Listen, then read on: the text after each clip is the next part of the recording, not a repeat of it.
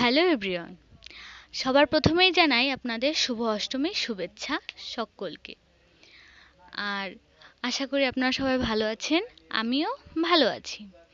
তো এইমাত্র ঠাকুর দেখে বাড়ি ফিরলাম, তো তাই একটু ক্লান্ত লাগতেছে। তো এটা সবার ক্ষেত্রেই হয়, ভাবলাম আপনাদের সাথে আগে শেয়ার করি।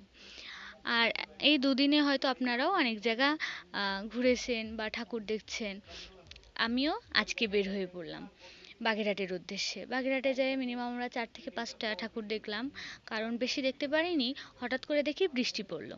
এখন এই বৃষ্টির ভিতরেও তো এদিক ওদিক বেশি যাওয়া হয় না, তাই আমরা বাগেরহাট দশানি, তারপর হচ্ছে গিয়ে কারাপাড়া, তারপর বাজারের ভিতরে একটা আছে রাধেশ্যাম মন্দির, এর উদ্দেশ্যে বেরিয়ে পড়লাম ঠাকুর দেখতে।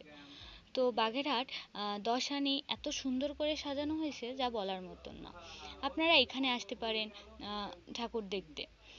আর অনেক সুন্দর সুন্দর ছবি তোলার স্পেস আছে, প্লেস আছে, যেখানে আপনারা আসতে পারবেন, ছবি তুলতে পারবেন। আর এখানে ঠাকুর তো এত সুন্দর, মাকে দেখলেই ভালো লাগে।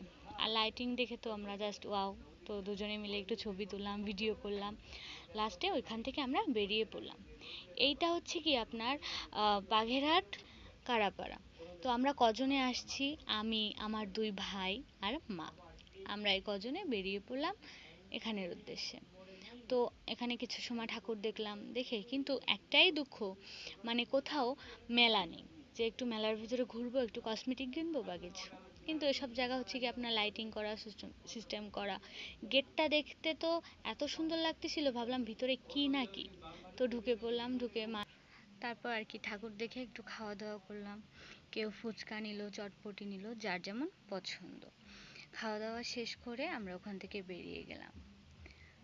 আর আমাকে যদি আপনাদের কাছে ভালো লেগে থাকে বা আমার ভিডিও ব্লগ, তাহলে অবশ্যই একটা সাবস্ক্রাইব আর আমার পাশে থাকুন। আর আমি কখন কি